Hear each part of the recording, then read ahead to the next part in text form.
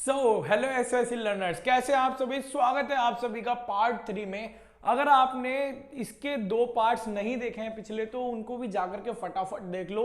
Link आपको मैं description में दे दूंगा। लेकिन ये वाला जो पार्ट होने वाला है बहुत ज़्यादा इंटरेस्टिंग और इंपॉर्टेंट होने वाला है आपके लिए, क्योंकि आज मैं आपको इसमें कुछ नए कंसेप्ट भी समझाऊंगा सवालों के साथ। ठीक है, तो वीडियो को एंड तक देखना, मजा आए, समझ में आए तो वीडियो को बस आपको एक लाइक करना है, जिससे बहुत तगड़ा वाला मोटिवेशन मिलता है मुझे। ठीक है, चलिए तो स्टार्ट करते हैं। यहाँ पर देखो, यहाँ पर क्या है, पहला क्वेश्चन है। देखो, the figure given below is folded into a cube shape. From the opposite select the shape which is similar to the cut shape. अब देखो, आपको क्या करना है, ये जो शेप है ना, इसमें आपको बताना है कि कौन सा डाइस बन सकता है। इसमें क्या बोला मैं आपसे कि इसमें ये वाली शेप है, जो कि ये कौन सा डाइस बन जाएगा इन 4 ऑप्शंस में। सबसे पहले मैं आपको ये शेप समझा देता हूं।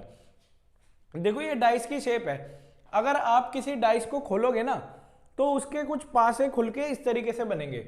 अगर मान लो यहां से खोला है आपने, ये वाला पार्ट इधर आ जाएगा, इसके जो 2 पार्ट होंगे वो खुल के नीचे आ जाएंगे, और जो एडजेसेंट होंगे वो साइड में आ जाएंगे। ठीक है, इस तरीके से होगा। एक डाइस को अगर आप खोलेंगे ना, तो इस तरीके से कुछ शेप बनेगी। और भी तरीके से शेप बन सकती है, उसके बारे में हम बाद में बात करेंगे। अभी चलो भाई, अब देखो यहां पर जब इस तरीके से, तो कौन सा पासा बनेगा, तो इसको ध्यान से समझना है आपको। मैं इसको शॉर्ट ट्रिक आपको बता देता हूं कि क्या होने वाली है। सबसे पहले यहां मैं आपको अगर बता दूं कि ऑपोजिट कभी भी वो नहीं आएंगे जो एक कॉर्नर पे होंगे। ठीक है, अगर ये कॉर्नर पे देखो ये 3 मिल रहे हैं, तो ये कभी भी ऑपोजिट नहीं हो सकते हैं। क्या बोला मैं, ए बी सी यहां पर ऑपोजिट नहीं हो सकते हैं।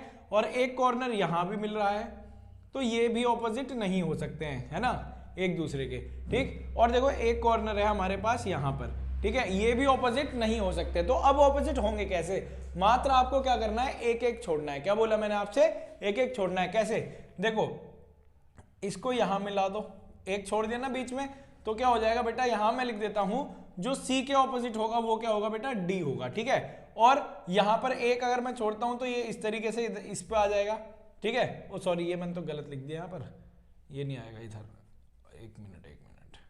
हाँ जी, तो देखो अभी अगर मैं आपसे कहूं कि ये जो बी है, बी के ऑपोजिट डी हो सकता है, मैं सिंपली इस तरीके से कह सकता हूं, ये दोनों एक दूसरे के ऑपोजिट, और ए के ऑपोजिट ई हो जाएगा। ठीक है, इस तरीके से एक एक छोड़ के करना है आपको। ठीक है, यहां पर मैंने क्या लिखा, बी के ऑपोजिट एफ हो जाएगा, और ए के ऑपोजिट ई हो जाएगा। क्या हो जाएगा, ए के ऑपोजिट ई हो जाएगा। इस तरीके से आपको करना है इसमें। ठीक है, इतना समझ में आया आपको। चलो अब देखते हैं कौन सा डाइस बनेगा। अगर आपसे कहूं मैं कि भाई ये जो कोना है ना, इसके एडजेसेंट है 3, ये तो ऑपोजिट हो ही नहीं सकते ना। अब मान लो मैं इसमें देखता हूं, अगर पहले वाले में देखता हूं, जो सी है, सी के ऑपोजिट देखो यहां पर डी तो नहीं है, चलो भाई बन रहा है। ठीक है, मतलब सिंपल आपको यहां पर देखना है कि देखो यहां पर जैसे मैंने ई देखा है ना, अब ई है, ई के ऑपोजिट क्या है, ए है ना, ऑपोजिट होगा ना, साइड में तो होगा नहीं, एडजेसेंट नहीं होगा। देखो यहां पर ई के ऑपोजिट क्या है, ए, तो ये तो हो ही नहीं सकता ना, क्योंकि ये तो भाई एडजेसेंट है ना, हो ही नहीं सकता ये वाला। चलो अब अगले में देखते हैं। यहां पर अगर मैंने यहाँ डी देखा, डी के ऑपोजिट क्या है हमारा, सी। क्या यहाँ पर सी दिखाई दे रहा है आपको, नहीं है। और बी देखते हैं, अगर बी के ऑपोजिट क्या है बेटा, एफ, एफ भी नहीं है यहाँ पर। ए के ऑपोजिट क्या है बेटा, ई, क्या ये आपको यहाँ ए के ऑपोजिट दिख रहा है यहाँ पर सामने, नहीं, तो क्या होगा, ये इसके ऑपोजिट होंगे, है ना। तो यहाँ पर ये हो जाएगा हमारा B is the correct option. क्या पता इनमें भी बन जाए। चलो चेक कर लेते हैं। देखो सी के ऑपोजिट, यहां पर देखो सी के ऑपोजिट डी, ऑपोजिट है ना, देखो यहां पर ये क्या है, एडजेसेंट में है, तो ये भी नहीं हो सकता। ठीक है, और अब देखो यहां ए देख लो, ए के ऑपोजिट ई है, और डी के ऑपोजिट क्या है, सी। यहां पर ये आ रहे हैं एडजेसेंट में, ऑपोजिट नहीं है। हिचकियां आ रही है यार, कौन याद कर रहा है इतनी रात में आई एम सॉरी एवरीवन, ऐसे याद मत करो यार मेरे को चलो भाई, अब तुम कमेंट सेक्शन में लिखने मत लगना कि कौन याद कर रहा है। ठीक है चलो भाई, अब देखो ये वाली बात आपको समझ में आ गई होगी। क्वेश्चन नंबर 1 आपको अच्छे से समझ में आ गया किस तरीके से आपको करना है। ये इसी टाइप का मैंने यहाँ पर क्वेश्चन दिया है, इसका आंसर आप मुझे कमेंट बॉक्स में बताएंगे क्वेश्चन नंबर 5 का। अभी मैं आपको यहाँ पर क्वेश्चन नंबर 2 करवाता हूँ। इसमें भी अलग ही कंसेप्ट लगेगा आपका, बहुत ही आसान, बहुत ही आसान होगा, जो आपको 101% समझ में आने ही वाला है। देखो क्या है, on the basis of the drawing of the dice tell what will be in place of question mark. अब क्वेश्चन मार्क की जगह पर आप क्या लगाएंगे भाई, है ना।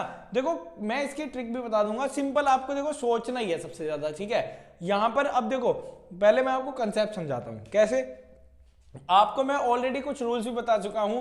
अगर आपको दो कंडीशन दी हो, मतलब कि दो फेसेस दिए हो जो सेम हो, या एक सिंगल फेस सेम हो। जब सिंगल फेस सेम होता है तो हम क्लॉकवाइज घुमाते हैं या तो एंटी क्लॉकवाइज घुमाते हैं, ठीक है। जब दो फेसेस सेम होते हैं तो उनको कॉमन मान करके जो बचा हुआ होता है वो ऑपोजिट होते हैं, ठीक है। चलो भाई अभी देखो यहाँ पर इन दोनों में देखते हैं हम क्या है हमारे पास यहाँ पर। देखो क्या आपको कुछ यहाँ पर सेम दिखाई दे रहा है? हाँ जी, मेरे को क्या दिखाई दे रहा है? सेम 4 दिखाई दे रहा है। जो यहाँ पर 4 है ना, ये सेम दिखाई दे रहा है। अगर मैं इसको क्लॉकवाइज घुमाऊं, ठीक है, अगर मैं इसको क्लॉकवाइज घुमाता हूं तो देखो क्या आता है मेरे पास। मैं यहाँ पर क्या लिख दूंगा सिंपल सी भाषा में कि अभी मैं 4 के नीचे 4 ही लिखता हूँ, ठीक है। फिर 3 के बाद क्या आ जाएगा मेरे पास? 3 के बाद जैसे यहाँ पर 4 के बाद यहाँ 3 है, 4 के बाद 1 है, तो 3 का ऑपोजिट क्या हो जाएगा मेरे पास? 1 हो जाएगा, ठीक है।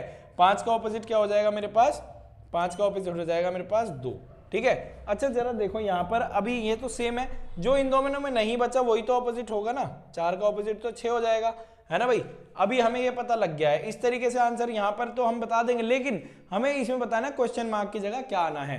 और क्योंकि ये ना, ये जो डाइस बने हुए हैं ना 3, ये 3 डाइस नहीं है, एक ही डाइस के 3 घुमा घुमा कर आपको यहाँ पर दिए गए हैं। तो भाई देखो अब यहाँ पर इस क्वेश्चन मार्क की जगह पर क्या आएगा। चलो अभी देखो ऑप्शन में हमें 1, 4, 5, 6 दे रखा है। तो अब हमें क्या करना पड़ेगा? अगर मैं आपसे कहूं ये जो 2 दे रखा है यहाँ पर, इस 2 के ऑपोजिट अगर मैं कहूं आपसे कि 3 आ जाए, नहीं आएगा। क्यों नहीं आएगा? देखो क्योंकि जो 2 के ऑपोजिट है 3 नहीं हो सकता, है ना। हाँ सॉरी, 2 के ऑपोजिट 3 नहीं, 2 के ऑपोजिट 5 नहीं हो सकता यहाँ पर। क्योंकि भाई देखो, क्योंकि यहाँ पर देखो 2 के ऑपोजिट यहाँ पर 5 है ना। अगर यहाँ पर तो एडजेसेंट हो जाएगा ना। फिर अगर मैं 5 को यहाँ लिखूंगा तो एडजेसेंट हो जाएगा। अगर मैं यही 1 को देखूं, 1 के ऑपोजिट 3 भी नहीं हो सकता, सॉरी 1 के एडजेसेंट 3 भी नहीं हो सकता क्योंकि ये ऑपोजिट है। लगता है मैंने उल्टा बोल दिया यहाँ पर।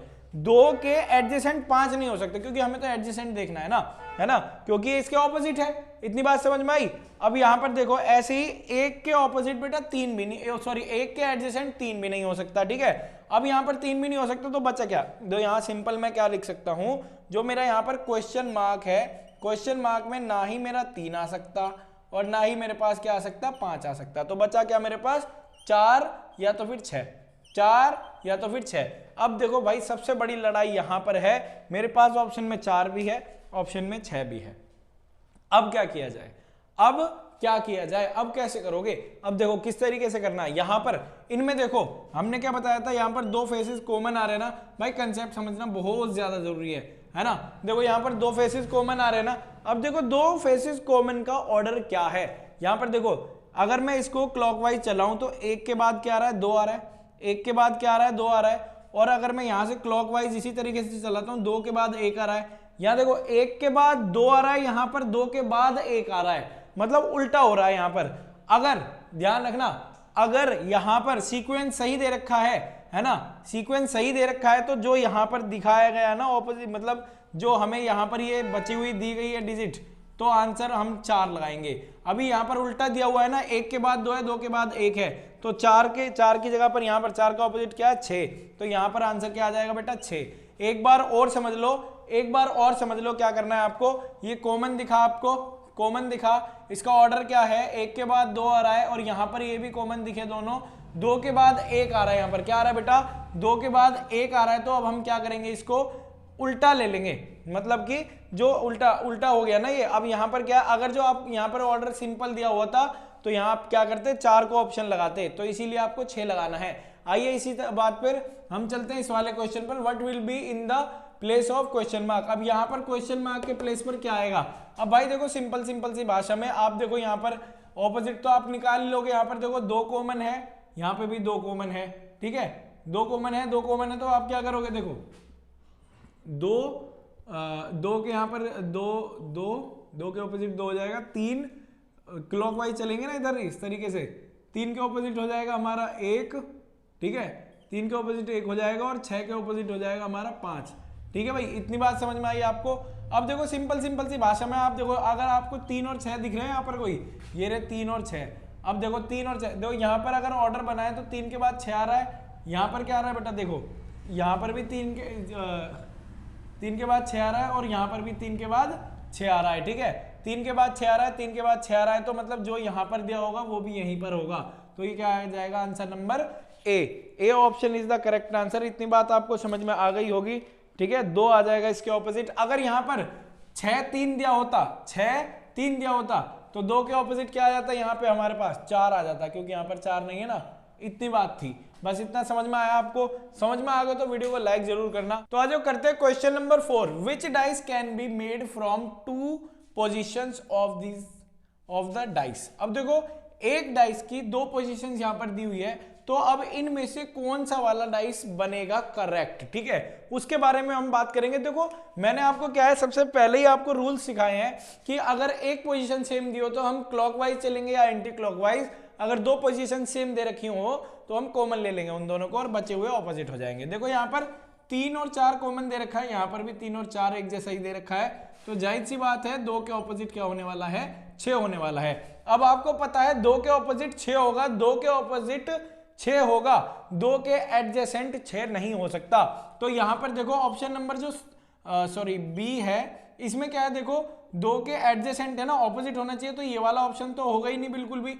चलो अब आगे की बात करते हैं, इन तीनों में कौन सा वाला फंस रहा है। ठीक है, अब जरा देखो, अगर मैं आपसे एक जनरल सी बात कहूं कि जैसे यहां पर 1 4 और 3 दे रखा है, क्या दे रखा है, 1 4 और 3 दे रखा है, यहां पर दे रखा है 4 3 2 दे रखा है। अब देखो यहां पर 4 3 2 है, बाकी जो बचे हुए हैं इसके ऑपोजिट होंगे, मतलब कि इनके ऑपोजिट जब 4 3 2 यहां दे रखा है, कुछ नंबर होंगे जो इसके ऑपोजिट भी होंगे।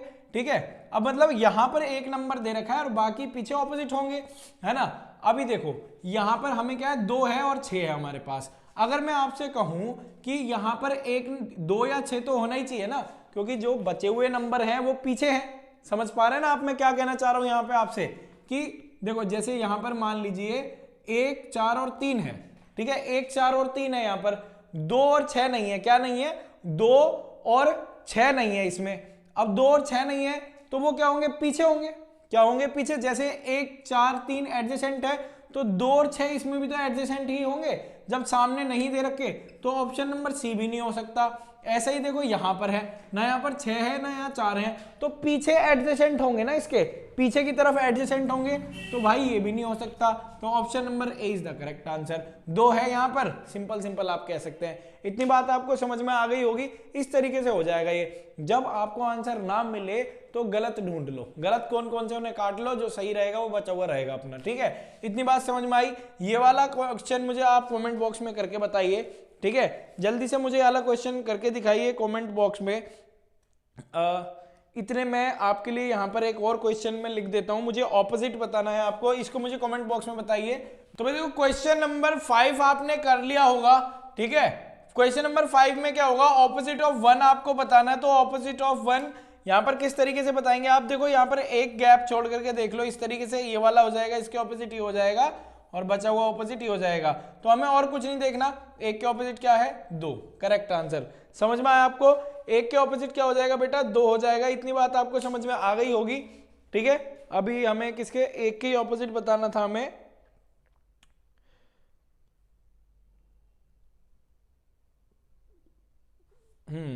एक के ऑपोजिट हो जाएगा बेटा 2। इतनी बात आपको समझ में आ गई होगी। चलो अब सॉल्व करते हैं आगे के लिए। अब देखो यहां पर किस तरीके से करेंगे हम क्वेश्चन नंबर 6 को, what is the opposite of 4। यहां पर देखो 4 के ऑपोजिट क्या होगा, 4 5 6 दे रखा है, 1 3 2 दे रखा है। अब भाई यहां पर हमें कॉमन तो दिया ही नहीं, हमने 2 रूल तो सीखे हुए हैं। अगर जो एक फेज सेम दिया हो तो एंटी क्लॉकवाइज या क्लॉकवाइज करते हैं, अगर 2 सेम दिए हो तो उन्हें कॉमन करके जो बचा हुआ होता है वो हो जाता है हमारा ऑपोजिट। अब यहाँ पर हमें क्या देखना है, ये स्टैंडर्ड डाइस है या तो फिर जनरल डाइस है। चलो देखते हैं।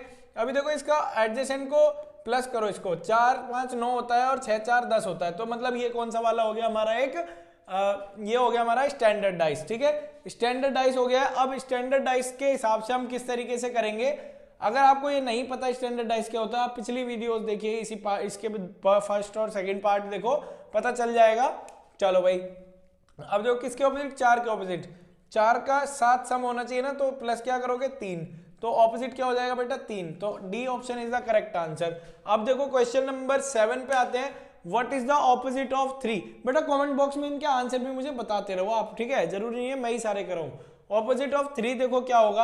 अब यहां पर सिंपली आप क्या कर सकते हैं, यहां पर देखो 1 5 6 4 3 2 दे रखा है। अब यहां पर ये भी हमें इस तरीके से डिफरेंट दे रखे हैं, स्टैंडर्ड या तो फिर जनरल डाइस देखना है हमें। चलो इन्हें जोड़ते हैं हम, देखो 6 और 1 7 होता है ना, सिंपल सिंपल। अब ये हम क्या कह देंगे इसको, और 4 3 ये भी 7 होता है, तो ये वाला कौन सा हो जाएगा हमारा, ये हो जाएगा एक जनरल डाइस हो जाएगा, ठीक है। अब जनरल डाइस है तो अब हमें क्या करना पड़ेगा इसका, जनरल डाइस में देखो किसके ऑपोजिट, 3 के ऑपोजिट बताना है। अब देखो 3 के ऑपोजिट क्या होने वाला है, जो 3 है 3 के ऑपोजिट क्या होने वाला है भाई, देखो 4 तो होगा नहीं है ना ही 2 होगा, ये नहीं हो सकता।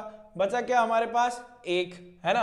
अब देखो 1 बचा है, तो इसको किस तरीके से करेंगे हम, देखो 1 है यहाँ पर है ना, 1 दे रखा है। अब 1 के ऑपोजिट ना ही 5 हो सकता ना ही 6 हो सकता, अब हमें 3 के ही ऑपोजिट देखना है, तो 3 को उठा लेते हैं यहाँ पर। 3 के ऑपोजिट देखो हमेशा स्लैश में लेना है आपको इसमें, भाई हमें नहीं पता क्या हो सकता है इसके ऑपोजिट।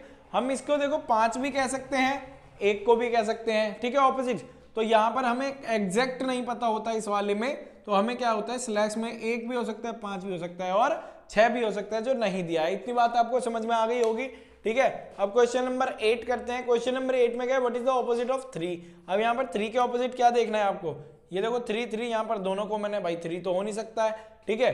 अच्छा चलो भाई, अब दोनों कॉमन है तो यहाँ पर इसको देखो क्या दे रखा है हमें, 1 दे रखा है, 2 दे रखा है और 1 और 3 तो यहाँ भी दे रखा है ना, इस तरीके से आप कर सकते हैं 1 और 3। लेकिन हमें ऑपोजिट किसके बताना है, ऑपोजिट 3 के ही बताना है। तो यहाँ पर देखो 3 के ऑपोजिट क्या होने वाला है, अब इस तरीके से बन रहा है 3 के ऑपोजिट। अब देखिएगा इसमें 4 के ऑपोजिट तो 2 होगा हमारा, ठीक है। देखो ना ही 3 के ऑपोजिट 2 हो सकता है ना ही 1 हो सकता है, ठीक है, और ना ही 4 हो सकता है। तो बचा क्या, 5 और 6 तो बचा, इनमें से कोई सा भी हो सकता है ऑपोजिट, ठीक है। तो हमारा option number D is the correct होगा, ठीक है, समझ में आ गया। अब देखो what is the opposite of 3। अब यहाँ पर भी ऑपोजिट ऑफ 3 बताना है, किस तरीके से बताएंगे आप देखो, यहाँ पर ये कॉमन दे रखे हमें, अभी यही 2 कॉमन दिए हैं, ये वाला और ये वाला। चलो घुमा दो इसको क्लॉकवाइज।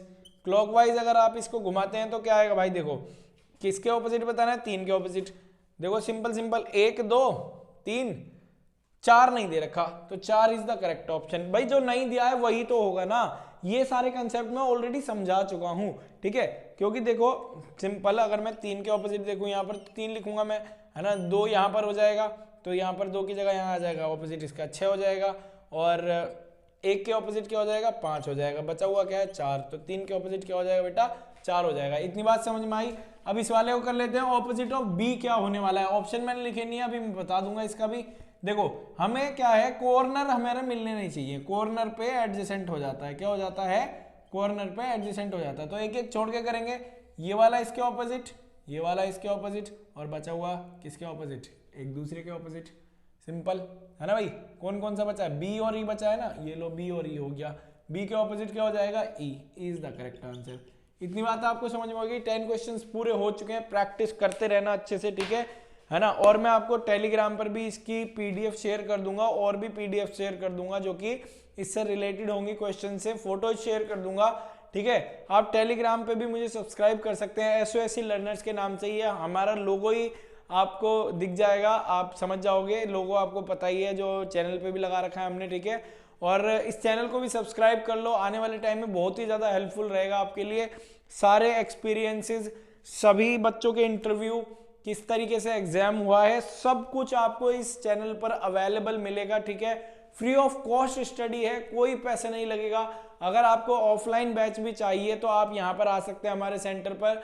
शाम को 7 बजे का ऑफलाइन बैच है, आप आ सकते हैं। 101% फीस मिनिमम ही रहेगी, बस आप आओ और आकर के क्लास लो, काफी ज्यादा मजा आने वाला है। आई होप कि आपको समझ में आ गया होगा। वीडियो को लाइक करना, इंस्टाग्राम पे भी आप मुझे फॉलो कर सकते हैं SOSC लर्नर्स के नाम से, ठीक है। सारी अपडेट्स आपको मिलेंगी। टेलीग्राम जरूर ज्वाइन कर लो, बहुत ही ज्यादा हेल्पफुल रहेगा आपके लिए, ठीक है। लिंक आपको डिस्क्रिप्शन में मिल जाएगा। चैनल को सब्सक्राइब करें, वीडियो को लाइक करें। थैंक यू, जय हिंद, जय भारत।